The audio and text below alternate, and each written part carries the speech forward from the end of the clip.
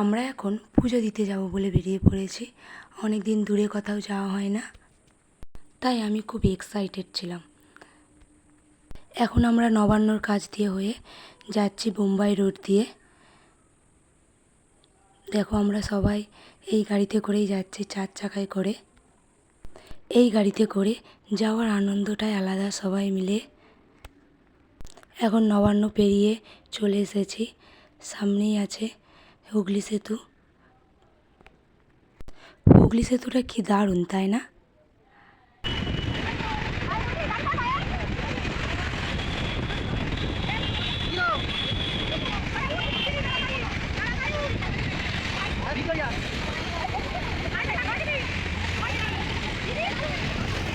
হুগলি সেতু দেখতে দেখতে আমরা এখন চলে এসেছি পুজোর কাছে।